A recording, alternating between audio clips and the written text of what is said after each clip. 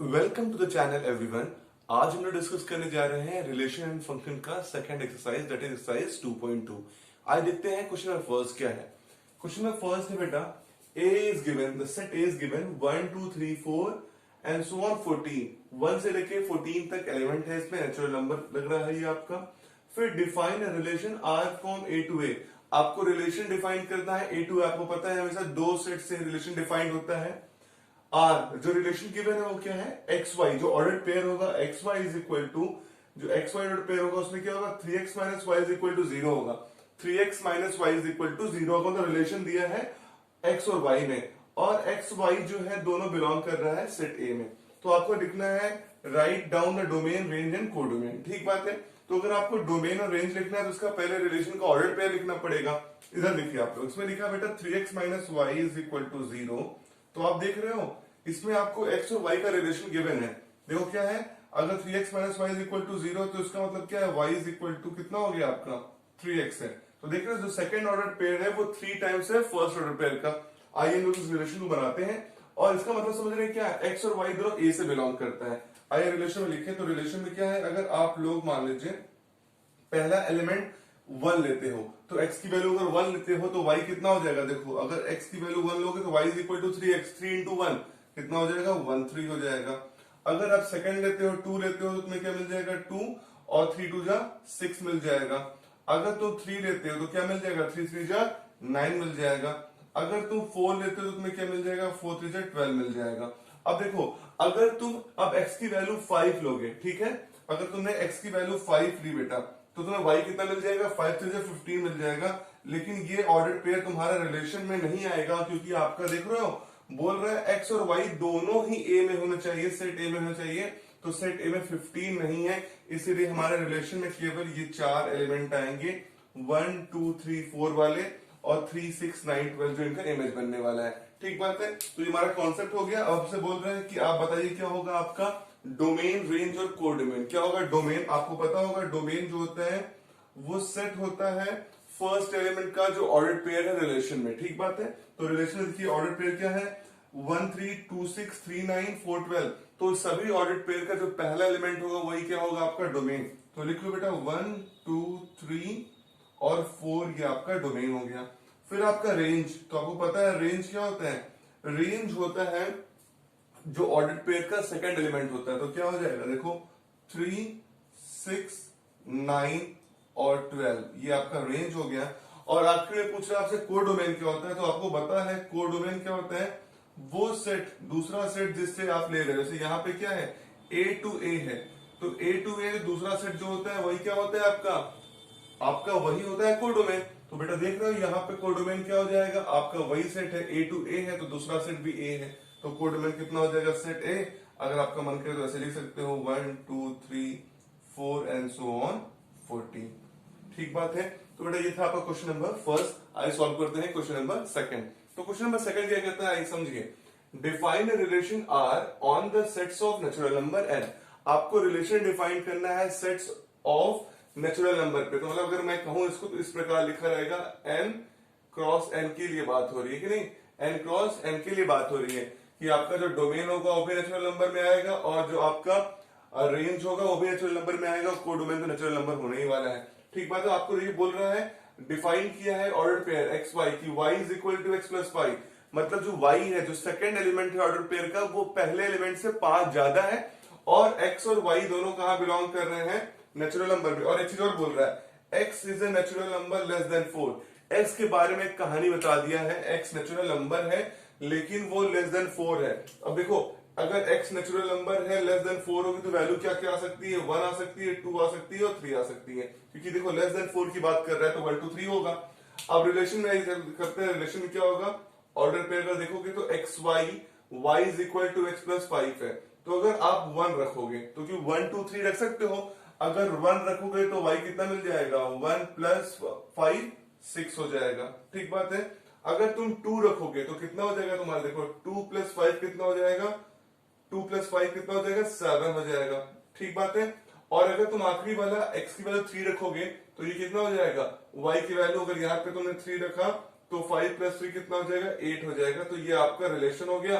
अब तुम 4 रख नहीं सकते क्योंकि वैल्यूज क्या होगी हमेशा लेस देन, आपको 4 रखना था तो x की वैल्यू 1 2 3 आ रही थी। क्वेश्चन में गिवन है डोमेन और रेंज निकाल दीजिए। तो आपको पता है डोमेन क्या होता है, set of first element of the ordered pair. तो फर्स्ट एलिमेंट का सेट बना लो 1 2 और 3। और रेंज क्या होता है, सेकंड एलिमेंट होता है ऑर्डर पेयर का। देखो 6 7 8, तो 6 7 और 8 हो गया। तो ये आपका हो गया डोमेन, ये हो गया आपका रेंज। ये कितने आसान तरीके से हो जा रहा है। तो this is what the question number 2। I solve करते हैं क्वेश्चन नंबर 3।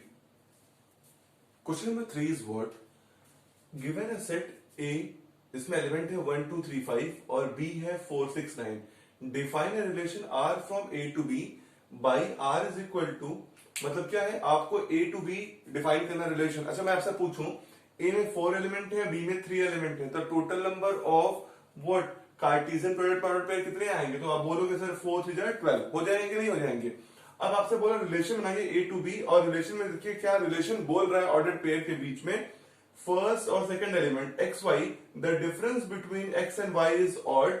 एक्स बिलोंग करेगा ए में और वाई बिलोंग करेगा बी में। अगर x बिलोंग कर रहा है ए में और y बिलोंग कर रहा है बी में, और दोनों के बीच का जो डिफरेंस है वो ऑड होना चाहिए, ये आपको रिलेशन बनाना है। ठीक बात है। Write R in the roster form, मतलब आप केवल रोस्टर फॉर्म में इनके ऑर्डर पेयर को लिख डालो। तो आपको पता होगा कि बचपन से आप लोग पढ़ते आ रहे हैं, छोटे क्लासेस पढ़े हैं कि डिफरेंस दो नंबर्स का ऑड तभी आ सकता है अगर क्या हो, एक नंबर इवन हो और एक नंबर ऑड हो। ठीक बात है। अगर एक नंबर इवन हो तो एक नंबर ऑड हो तो हमेशा डिफरेंस क्या आएगा, ऑड ही आएगा। देखिए अगर हम सेट ए से मुझे तो एक्स लेना है, तो पहला एलिमेंट अगर मैं 1 ले रहा हूं यहां से, तो यहां से क्या ले लूं 1 4। तो देख रहे हो 1 और 4 का डिफरेंस कितना आएगा, 3 आएगा। और 3 क्या होता है, ऑड होता है। फिर देखो 1 और 6, तो 1 और 6 का भी डिफरेंस क्या आएगा, ऑड आएगा। फिर 1 और 9, तो 1 और 9 दोनों ऑड है, तो डिफरेंस क्या आ जाएगा, इवन आएगा, तो नहीं ले सकते हैं। फिर देखो 2, अगर 2 लोगे तो 2 4 नहीं ले सकते हो, क्योंकि 2 4 क्या होता है, इवन का भी डिफरेंस इवन आ जाएगा। 2 6 भी नहीं, और 2 9 ले लो बेटा। फिर देखो 3 के साथ लोगे तो 3 4 का डिफरेंस क्या है, ऑड है। फिर देखो 3 6 का डिफरेंस भी क्या होगा, ऑड होगा। फिर देखो 3 9 का डिफरेंस ऑड नहीं, क्या होगा, इवन होगा, कि दोनों नंबर क्या है, ऑड हो जाएंगे। फिर देखो 5 का, तो 5 और 4, फिर बेटा 5 और 6, बस, और 5 और 9 तो इवन आ जाएगा। देख रहे हैं ये आपके ऑर्डर्ड पेयर आए रोस्टर फॉर्म में। देखिए कितने 1 2 3 4 और 4 3 7, तो 7 रिलेशन के ऑर्डर्ड पेयर आए। क्लियर बात है। This is the question number 3। I solve करते हैं क्वेश्चन नंबर 4। देखिए क्वेश्चन नंबर 4 क्या कह रहा है, the given figure shows the relationship between P and Q. एक सेट पी है ये और एक सेट क्यू है। इसको एरो डायग्राम से रिप्रेजेंट किया। मैंने आपको पिछले वीडियो में बताया कि एरो डायग्राम से कैसे होता है solve relation. Write this relation in roster form. आप इस रिलेशन को देखिए कैसा रिलेशन है, इसको रोस्टर फॉर्म में लिखिए, और दूसरा सेट बिल्डर फॉर्म में, और उसका डोमेन और रेंज में लिखिए। ठीक बात है। तो डोमेन और रेंज लिखना बड़ा आसान काम है, और रोस्टर फॉर्म में भी लिखना आसान काम है, सेट बिल्डर फॉर्म में भी लिखना आसान है, लेकिन आपको देखना पड़ेगा रिलेशन कैसा है। देखो रिलेशन देखो, ये 5 है, ये 3 है, 6 है, 4 है, 7 है, 5 है। तो अगर मैं आपसे बोलूं कि पी के जो इतने एलिमेंट हैं, जब वो क्यू में उसके इमेज बन रहे हैं, तो क्या हो रहे हैं, वो अपने एलिमेंट से 2 कम हो जा रहे हैं। देख लो ये 5 से 2 कम 3 हो गया, 6 से 2 कम 4 हो गया, 7 से 2 कम 5 हो गया। तो हर में रिलेशन बन रहा है कि नहीं। तो पहला देखो हम लोग को रोस्टर फॉर्म में लिखना है, तो देखो क्या हो जाएगा, ये 5 और 3 हो जाएगा। दूसरा कितना हो जाएगा, देखो 6 और 4 हो जाएगा बेटा, और एक और कितना बन रहा है, देखो एक और है 7 और 5 हो जाएगा। ठीक बात है, 7 और 5 हो जाएगा। ठीक। और आपसे देखिए दूसरा बोल रहा है कि आप सेट बिल्डर फॉर्म में लिखो। तो सेट बिल्डर फॉर्म में मानो लिखते हो रिलेशन इसको आर, तो कैसे लिखते हैं, ऑर्डर पेयर लिखते हैं। तो आर लिखा आपने, एक्स वाई लिखा, ठीक है। अब एक्स वाई लिखा तो एक्स और वाई में रिलेशन क्या है, तो लिखना पड़ेगा। तो आप लिख सकते हो कि वाई क्या है, 2 कम है एक्स से, y is equal to x minus 2। और हमें लिखना पड़ेगा एक्स कहां बिलोंग करता है, एक्स कहां बिलोंग करेगा, सेट पी में। तो एक्स बिलोंग कर रहा है सेट पी में। That is what your relation, आपका ये रिलेशन हो गया। और अगर मैं आपसे बोलूं कि इसका डोमेन क्या होगा, तो डोमेन होता है, आपको पता है, ऑर्डर्ड पेयर का जो पहला एलिमेंट होता है। तो कितना हो जाएगा, 5 6 7, ये देखो सेट पी 5 6 7। और इसका रेंज क्या हो जाएगा बेटा, जो ऑर्डर्ड पेयर का सेकंड एलिमेंट होता है। ये सेट क्यू देख रहे हो, क्योंकि सारे एलिमेंट इमेज है, 3 4 और 5, 3 4 और 5। क्लियर बात है। तो ये था आपका क्वेश्चन नंबर 4। आई सॉल्व करते हैं question number 5। Question number 5 is what, you have given set ए जिसमें एलिमेंट है 1 2 3 4 और 6।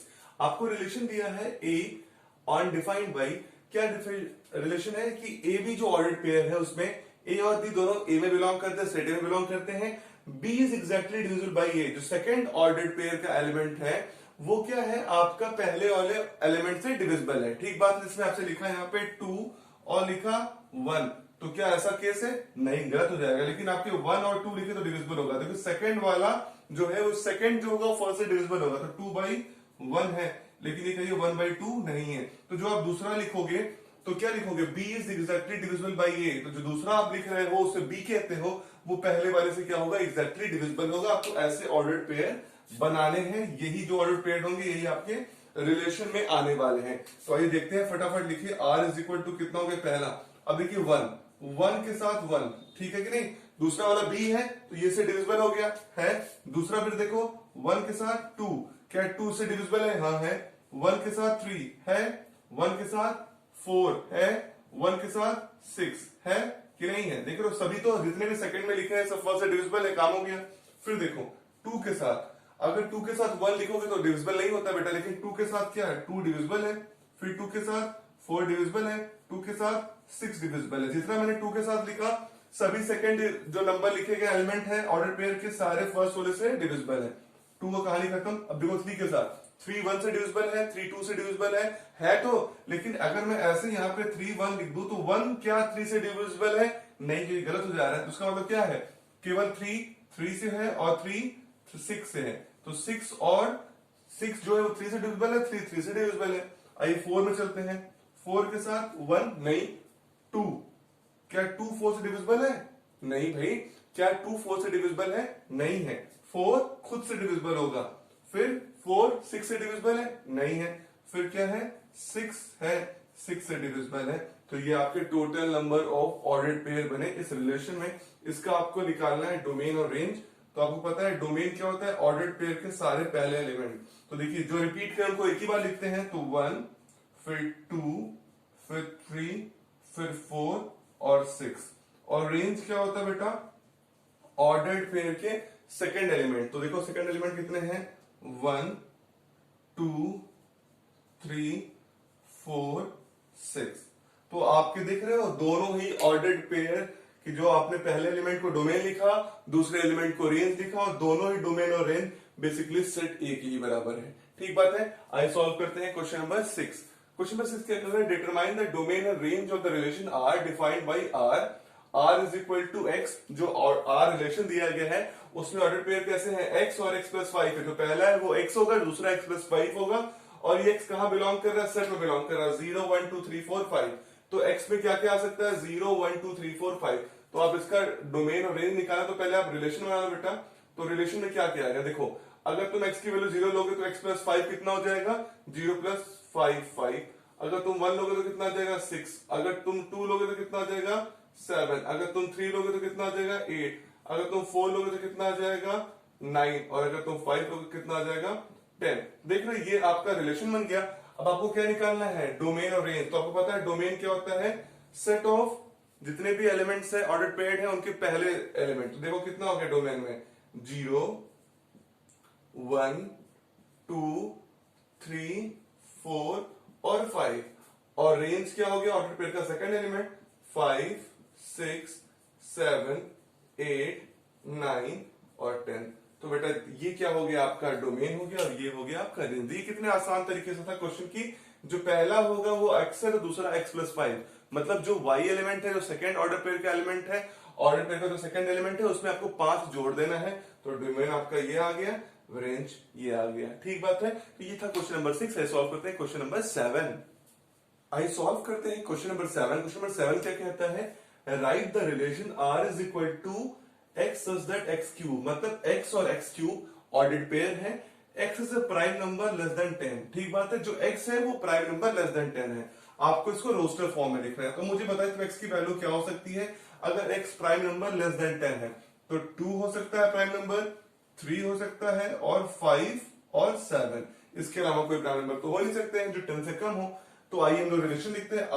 r में क्या आएगा, देखो बेटा पहला अगर आप x लोगे तो उसका क्यूब करके सेकंड एलिमेंट होगा ऑर्डर्ड पेयर में। तो अगर आपने 2 लिखा तो 2 का क्यूब कितना हो जाएगा, 8। आपने अगर 3 लिखा तो 3 का क्यूब कितना हो जाएगा, 27। अगर आपने 5 लिया तो 5 का क्यूब कितना हो जाएगा 125, और आखिरी में अगर आपने 7 लिया तो कितना हो जाएगा 343।